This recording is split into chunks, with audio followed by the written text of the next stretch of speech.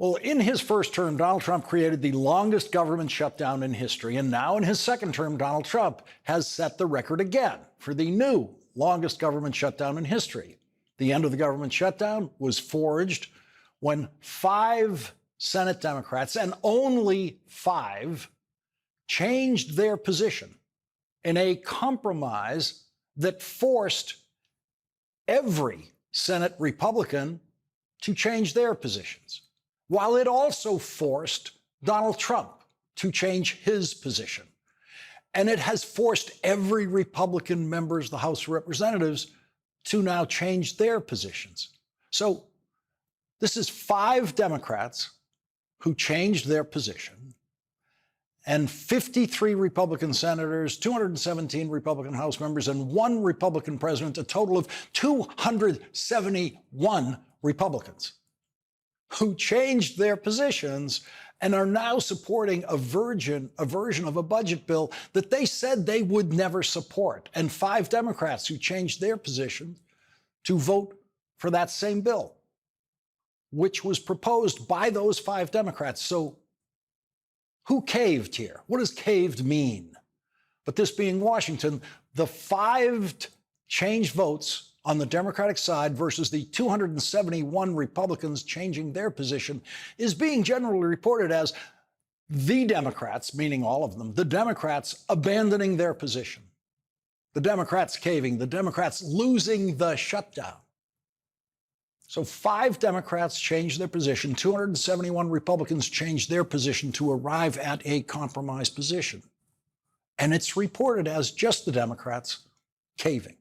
Now, if we want to use the word cave in place of the word compromise, 271 Republicans, including Donald Trump, caved to just 5 Democrats. Not 8, just 5, because 3 Democrats were already voting with the Republicans on this.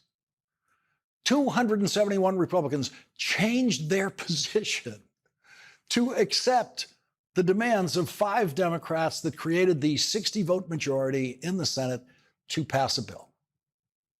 And what did those Democrats achieve? Well, those 5 Democrats forced Republicans, including Donald Trump, to agree to, first of all, they forced Donald Trump, who's been trying to stop funding supplemental nutrition assistance, to increase funding for food stamps. Increase it. That is not nothing. The 5 Democrats who changed their position managed to not just guarantee supplemental nutrition assistance funding for almost a year, but they actually got it increased. And no Republican wanted to do that. Donald Trump didn't want to do that. No Republicans wanted that. So they caved, if that's the word we're going to use, on that. The Republicans did. And all the Republicans are caving to that demand by those 5 Democrats for their votes. That's one of the things the 5 Democrats got for their votes. The 5 Democrats also obtained a guarantee to rehire every federal worker Donald Trump has fired during the government shutdown, every one of them. 4,000 people will get their jobs back, and they will get back pay because of this compromise that 5 Senate Democrats forced on 271 Republicans, including Donald Trump. The compromise also forces Donald Trump to deliver back pay to all federal workers, every one of them, affected by the Trump shutdown, something Donald Trump was trying to avoid. Donald Trump was trying to become the first president in history to deny back pay to every government worker affected by the shutdown. And those 5 Democratic senators got that back pay guaranteed. That is not nothing. They got something. They didn't get what they wanted. They didn't get everything. They didn't get the big thing. They got something. It should not be surprising that one of the 5 senators in this compromise is Tim Kaine of Virginia, where he represents one of the states with the most federal government workers per capita working in and around Washington, D.C. It should also not be surprising that both of the Democratic senators from Nevada joined the compromise that will avoid the airport nightmares that were looming in America for Thanksgiving and Christmas if the shutdown continues. Las Vegas, Nevada is completely dependent on reliable air traffic into Las Vegas to feed the local economy, the biggest economy in Nevada. Las Vegas has other problems now with Canadians boycotting tourism in America, but the airport nightmare was something that Nevada's Democratic senators decided after 40 days they simply could not abide. For people in government who care about how the government works and how the country runs, which does not include Donald Trump, people who care about that, including our air traffic control system, for them, government shutdowns are actually painful every day. They're not a stunt, they're not a tactic, they're not a strategic tactic, they are painful. Government shutdowns are full of pressure every day for people who care about this government actually running and running well. And that pressure of a government shutdown gets greater every day. Some people who have never been in the room with a senator feeling that pressure seem to think that it's easy for senators from Nevada to do nothing to end the government shutdown that is ruining American air travel. People who have never seen or heard a majority or minority leader of the Senate actually try to persuade a senator on how to vote seem to think that it's easy.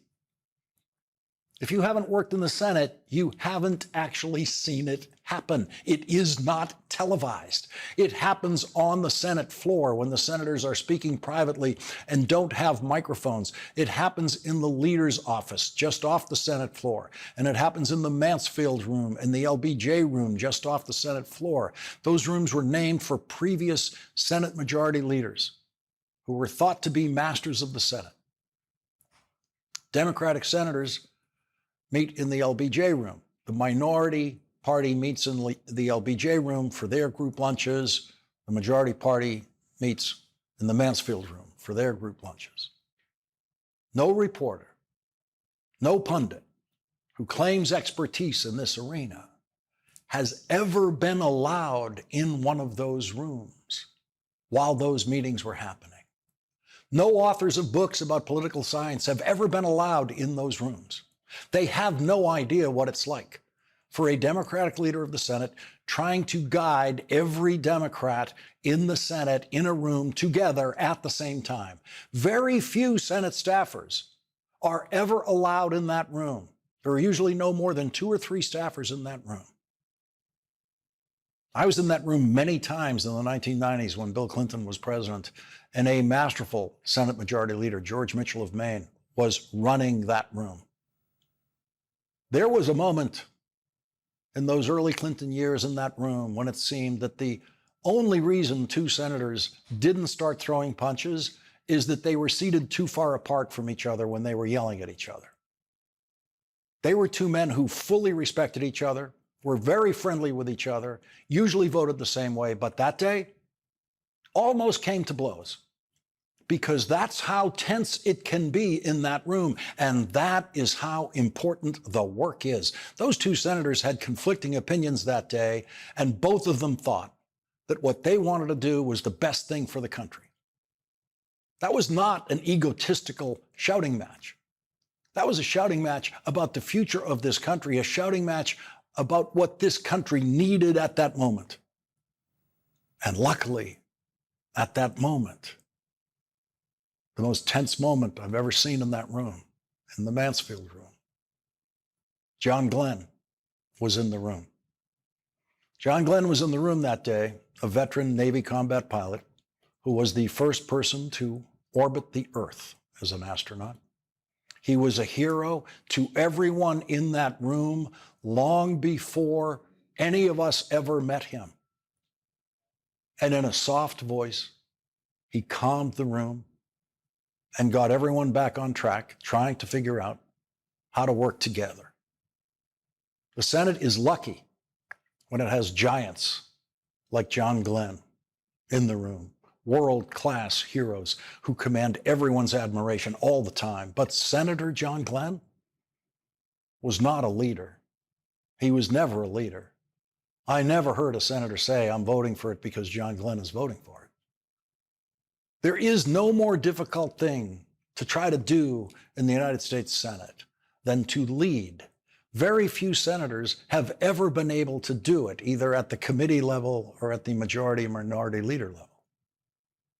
The Republican leaders of the Senate during the Trump era have not commanded party discipline. Fear of Trump voters in their states is what has commanded party discipline by Republicans in the Senate. Every Republican senator fears what will happen to them if they don't do what Donald Trump tells their voters in their states that they should do. The Democrats have never had an enforcer like that and never will. Chuck Schumer now has the impossible job of what the great George Mitchell and other majority leaders used to call herding cats. George Mitchell didn't mean that as an insult to Democratic senators. He meant that as a description of the degree of difficulty and complexity of trying to lead the United States Senate. It's like herding cats. Most outside observers have come to believe, it seems, that it's easy. That Chuck Schumer has easy decisions to make, clear, simple, easy, black and white. And that may be because Chuck Schumer made the job look too easy. As the Senate Majority Leader during the Biden presidency, Chuck Schumer pulled off the most significant string of 50-vote victories in the United States Senate that we have ever seen. Chuck Schumer did not have a majority of United States senators. Chuck Schumer was the leader of a 50-50 Senate for longer than any other leader in the history of the Senate. And Chuck Schumer could only get to 51 votes with Vice President Harris casting the tie-breaking 51st vote. But his legislative accomplishments during the Biden presidency and President Biden's legislative accomplishments were greater, especially when you consider the degree of difficulty, than any other president and any other Senate leader of our lifetimes. When Lyndon Johnson was the majority leader of the United States Senate, no one at the time considered him a master of the Senate because Lyndon Johnson had 65 Democrats on his side of the Senate. The legendary Mike Mansfield, the longest-serving majority leader, had 68 Democrats in the Senate. With Lyndon Johnson as president and Mike Mansfield as the majority leader, they passed the Civil Rights Act in 1964 with 73 votes, with more than 24 Republicans voting for the Civil Rights Act. In 1965, Lyndon Johnson as president and Mike Mansfield as Senate Majority Leader passed the Voting Rights Act with 77 votes, and 30 of those votes were from Republicans. That was an easier job than any day of Chuck Schumer's job. Lyndon Johnson, the so-called master of the Senate, had no idea what budget reconciliation was because it did not exist until a year after Lyndon Johnson died. The Senate became dramatically more complex procedurally in 1974 when the Budget Act was passed that created the Senate Budget Committee and the House Budget Committee and the complex parliamentary rules of budgeting that have created the budget reconciliation process, a process that Lyndon Johnson would have found maddening. A process far more complex than the most difficult parliamentary challenges that ever faced Mike Mansfield or Lyndon Johnson when they served as majority leader. Chuck Schumer lives and breathes those complexities, and no one in the news media truly understands them. It is impossible to understand the workings of an institution when the most delicate operations of that institution are conducted behind closed doors.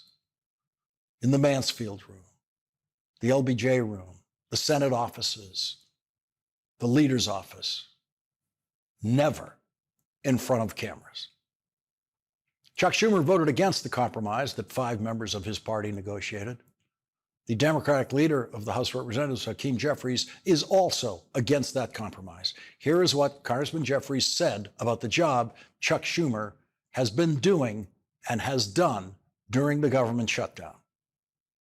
Mr. Leader, some Democrats in your own caucus are suggesting Schumer is ineffective as Senate Democratic leader and should be replaced. You, of course, are critical of this deal.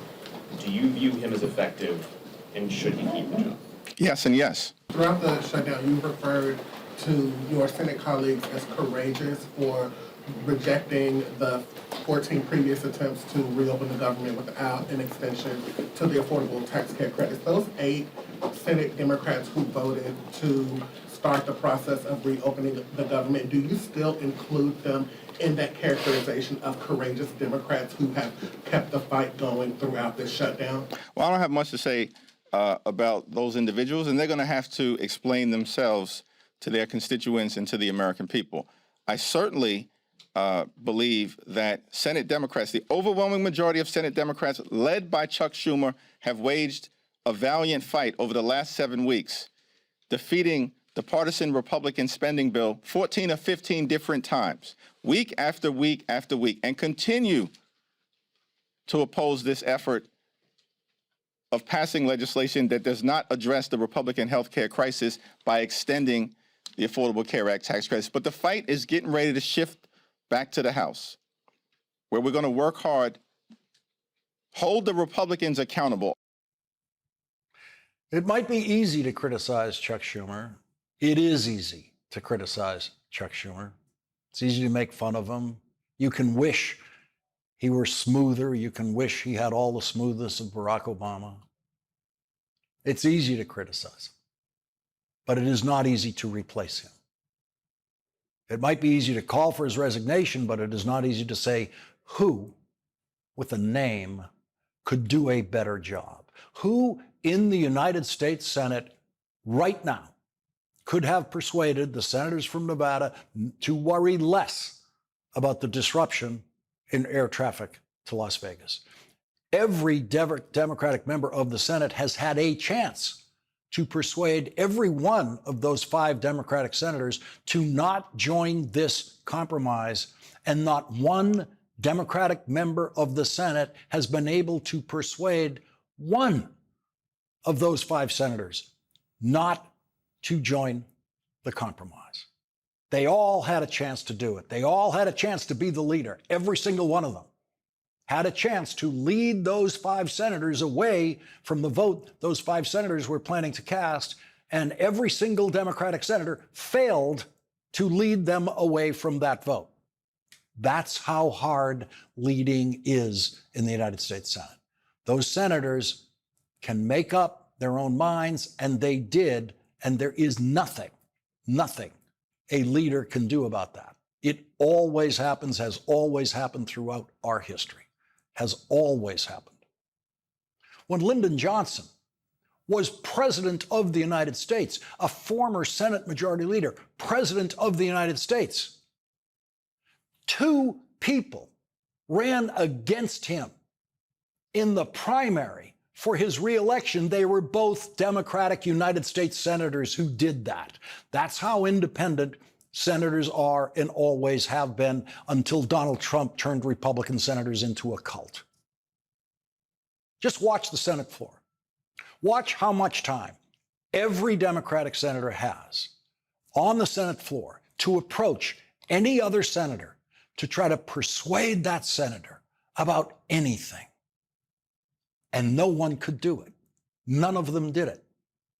Chuck Schumer did manage to hold on to the senators who he surely knew wanted to reach a compromise until at least after last week's elections, which were devastating for Republicans because of the shutdown and other factors. The Trump Republican government shutdown helped crush Republicans in last week's elections. Chuck Schumer was able to hold on to those 5 Democratic senators until November, which meant that the bills for shocking increases in health care premiums have already been received by many Americans who will have to deal with those bills. And those bills have become vivid to all of us, thanks to the attention paid to those bills during the shutdown.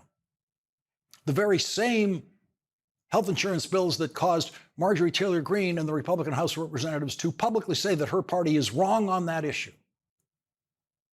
No Democrat today said that the Democrats are wrong on that issue. But 5 Democrats decided to move into a compromise position. Chuck Schumer has always been easy to make fun of. The late night comedians love him for that. It would be great if he was somehow a smoother public speaker, but Lyndon Johnson was one of the worst public speakers of the television age, and he got the job done as Senate Majority Leader. When the House, the Senate, and the White House are all controlled by the same party, the minority party in the United States Senate has never gotten what they wanted in a government shutdown.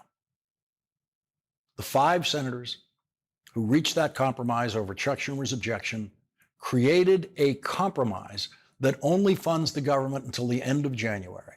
It is the live to fight another day strategy. It's a very common strategy in the United States Senate.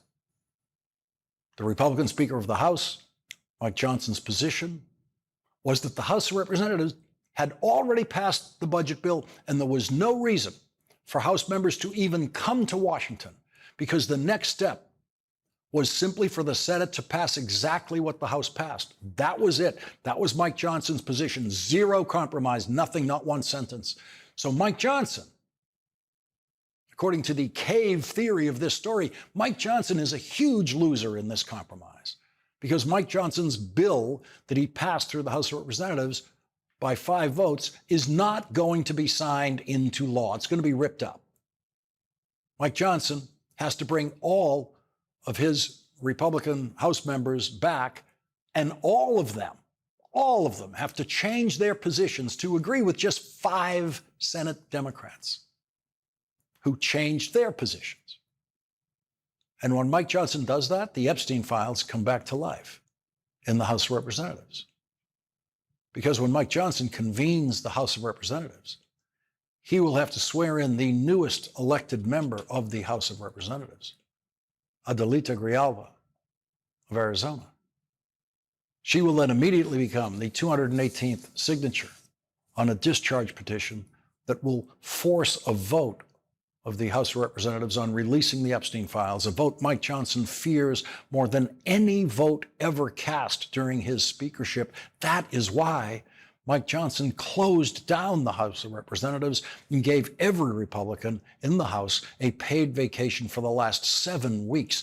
Fear, abject fear of the Epstein files, where we know Donald Trump's name has to appear many times. Because, as Jeffrey Epstein said, Jeffrey Epstein was Donald Trump's closest friend for 10 years. The top Democrat on the House Judiciary Committee, Jamie Raskin, has some questions for Donald Trump, which he put in writing and sent directly to Donald Trump at the White House. Congressman Raskin tells Donald Trump in writing, quote, "You have adamantly refused to release the Epstein files despite campaigning on their release. You lied when you denied authoring a lewd and incriminating birthday note to Jeffrey Epstein, and you ridiculously claimed that your unmistakable signature on that note was not your signature. You shut down the Department of Justice's ongoing investigation into Epstein's co-conspirators, and you expressly declined to rule out pardoning his main accomplice, convicted child sex trafficker Ghislaine Maxwell. The House Committee on the Judiciary has now received whistleblower information indicating that this cover-up goes even further into the Department of Justice and Bureau of Prisons than was known before. Documents and information received over the last several days by this committee indicate that under Dr. Tanisha Hall, the warden of federal prison Camp Bryan, the federal law enforcement staff working at the camp have been waiting on Ms. Maxwell hand and foot. This information also indicates that Ghislaine Maxwell is working on filing a commutation application with your administration, demonstrating either that Ms. Maxwell is herself requesting you release her from her 20-year prison sentence for her role as a conspirator in Jeffrey Epstein's international child sex trafficking ring, or that this child sex predator now holds such tremendous sway in the second Trump administration that you and your Department of Justice will follow her clemency recommendations. Congressman Raskin demands that Donald Trump, quote, Make your former personal attorney and now Deputy Attorney General Todd Blanche available for a public hearing immediately with our committee. I am demanding answers to these three questions. First, have you discussed a potential commutation or any form of presidential clemency for Ms. Maxwell and with Mr. Blanche, his underlings, or anyone else in your administration? Second, have you directed Mr. Blanche or anyone else in your administration to provide Ms. Maxwell with the transfer to the prison camp, favorable and preferential treatment in prison, or special accommodations for her communications and interaction with her family and the outside world? Third, what has Ms. Maxwell, her attorneys, family, or representatives promised you or your attorneys? Congressman Jamie Raskin will join us next.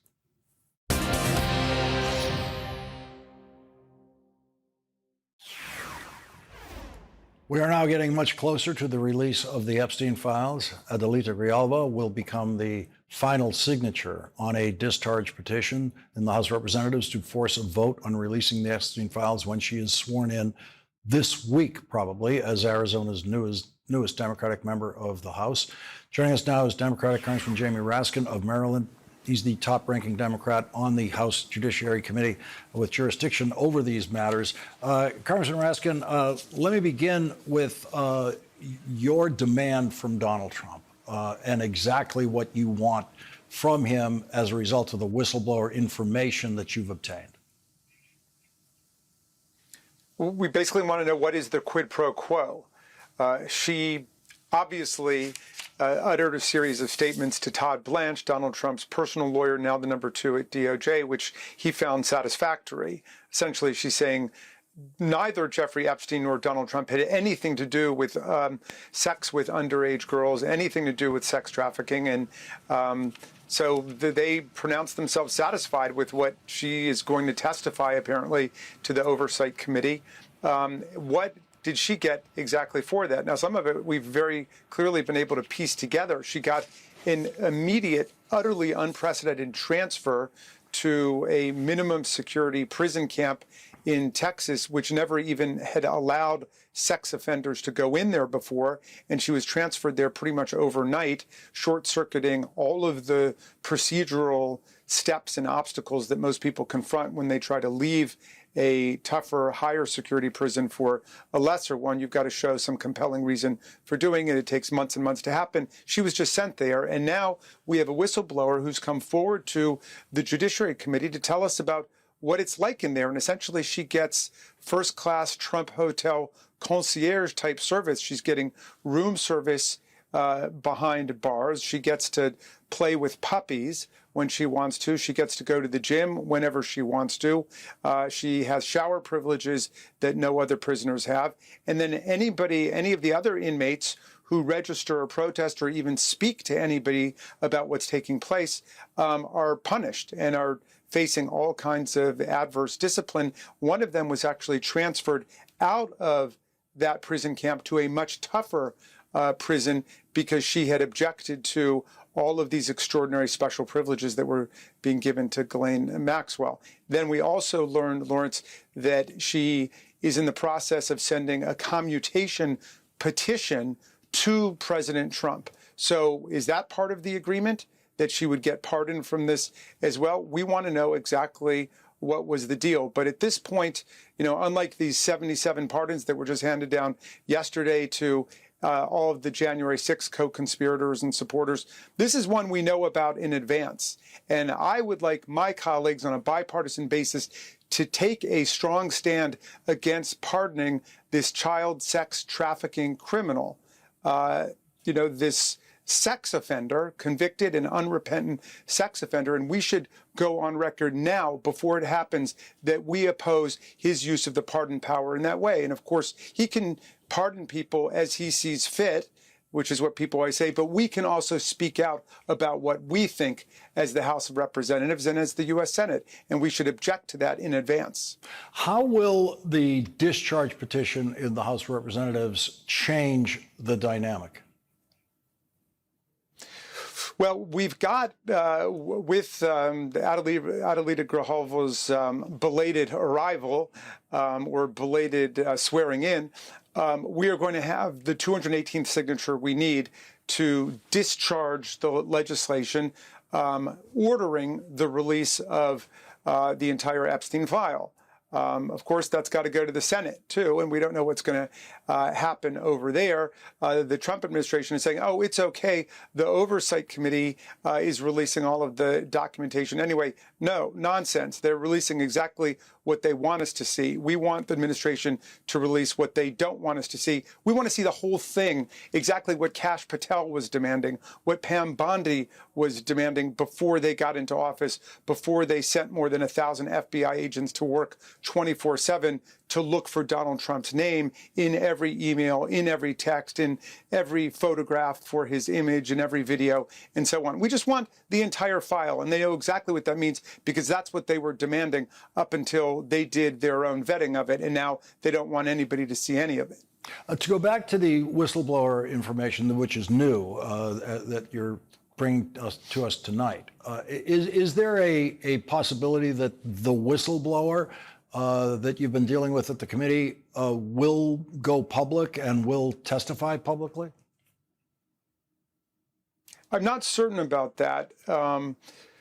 The whistleblower has wanted us to know that basically there's been this essential corruption of the Bureau of Prisons and the criminal justice process. And of course, that's not that much of a surprise because we've seen it in the Department of Justice when, they started out by offering pardons to all of these felons, regardless of what other offenses they had engaged in, including being child predators, including armed robbers and so on.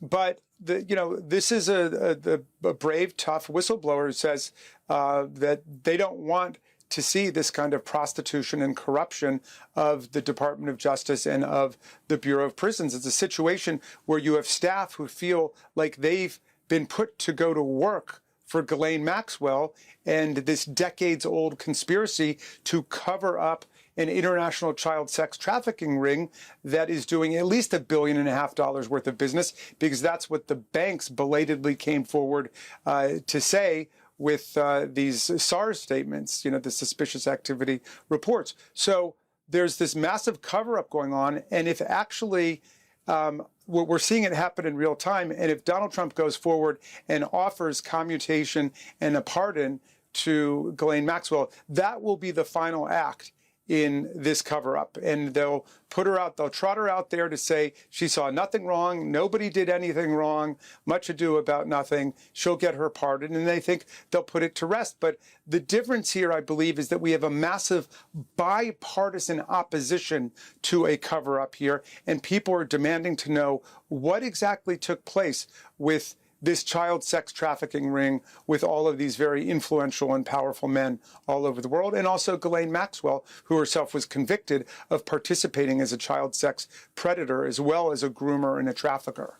So Donald Trump issued this very large sweeping pardon involving January 6th activity and election lies told by Rudy Giuliani and others.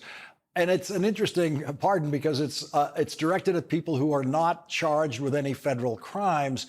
Therefore, it's functioning as some kind of public admission that Donald Trump, I guess, knows they did commit federal crimes and they know they committed federal crimes. Might that be what's behind it all? But isn't it also just part of the Trump fog of pardons that he's putting out there? That will then be followed at some point by the Ghislaine Maxwell pardon? Yeah, I think there are two things that are going on. I mean, one is this massive act of historical revisionism that they've been engaged in from the beginning about the 2020 election. They want people to believe that Donald Trump actually won an election. He lost by more than 7 million votes, 306 to 232 in the Electoral College. They want people to believe that there was fraud and corruption when 60 different federal and state courts ruled against Trump, saying that there was no electoral fraud, no electoral corruption, in many cases sanctioning the lawyers, including Rudy Giuliani, who brought the nonsense forward and uttered all of these lies without any evidence at all. But see, the other thing that's going on here, so one is kind of that whitewash, but two, as you're suggesting, is creating a fog of pardons, trying to essentially lose people like Ghislaine Maxwell in a crowd. Suddenly, she just sneaks through in this massive crowd of January 6 co-conspirators and enthusiasts. This is a very big deal because she obviously knew what was taking place with the Epstein conspiracy. She was a central actor in it. She knows about the money dimension. She knows about how they recruited and tricked and deceived all of these girls. She knew about how they used money to build a barrier around themselves, how they corrupted courts, how they corrupted lawyers, how they recruited different people to participate in it. And either you want to participate in that cover-up or you want the truth to come out. Now, some people have said to the Democrats, well, wait, there might be Democrats in there. Are you sure you want to participate in blowing up their cover-up and their conspiracy? Yes, we do. We think anybody who's implicated should be known. And if there are Republicans who feel differently, and obviously Donald Trump feels differently, well, that's on them.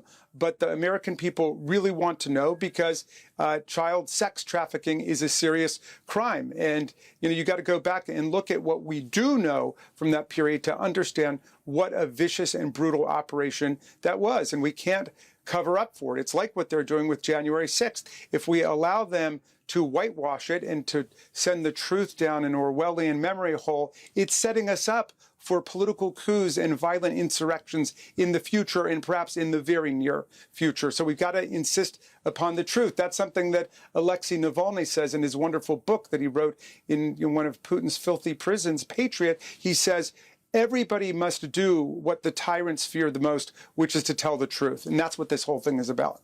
Congressman Jamie Raskin, thank you very much for joining us today. Thank you, Lawrence.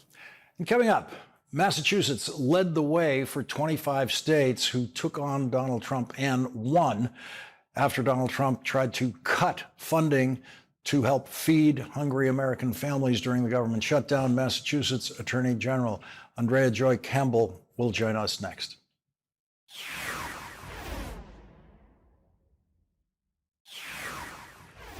As Donald Trump has been trying to end supplemental nutrition assistance benefits during the government shutdown, the Attorney General of Massachusetts led the legal fight in federal court to force Donald Trump to fund supplemental nutrition assistance. The New York Times reports the Trump administration on Monday said that it would return to the Supreme Court in yet another attempt to halt full federal funding for food stamps, signifying the latest twist in a winding saga that has imperiled the nation's largest anti-hunger program.